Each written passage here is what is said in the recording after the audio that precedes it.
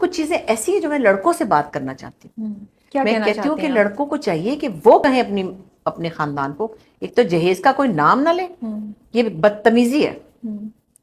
ایک چھوٹا سا کسٹم تھا، جیسے ہمارے نبی پاک نے اپنی بیٹی کو ایک کسٹم کے طور پہ، ایک تحفہ کے طور پہ جو ان کے پاس تھا انہوں نے دیا تھا. لیکن آپ اپنی اتنی پیاری قیمتی چیز، سب سے بڑی قیمتی چیز اپنی بیٹی دے رہے ہیں، پال پوس کے پڑھا لکھا کے. ایک عورت آپ کی جنریشن چلائے گی، آپ کے گھر میں آ کے آپ کا گھر سجائے، آپ اس کے ساتھ سامان لے رہے ہیں. یار کتنی شیلو بات ہے. اوپر سے آپ ڈیمانڈ کر رہے ہیں.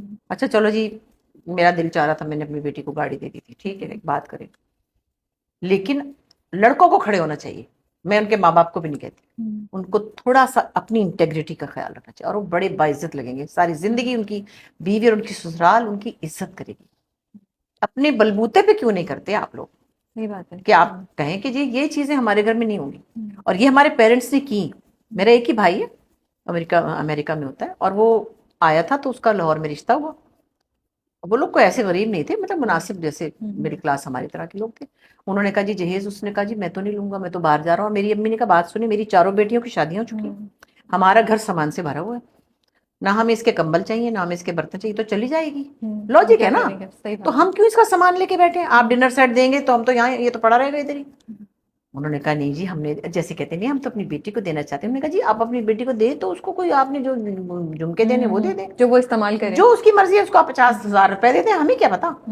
یہ آپ سامان اور یہ ٹرک اور یہ چیزیں یہ ہمارے گھر نہ بھیجیں، ہمارے پاس جگہ ہی نہیں ہے اور ہمیں ضرورت نہیں، کیونکہ یہ تو امریکہ جا رہی ہے. اول تو اپنے گھر میں بھی ہو تو آپ کیوں دیں؟ آپ کا بیٹا کماتا ہو تو آپ اپنی کسی بہو کو لائیں نا.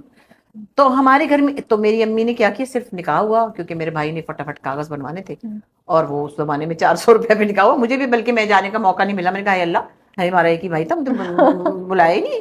تو وہ کہنے لگے بس کھڑے کھڑے نکاح تھا تو تم ولیمے میں آ جانا. تو میں تو گئی نہیں، کیونکہ ولیمہ ہی نہیں ہوا. پھر وہ تو چلی گئی.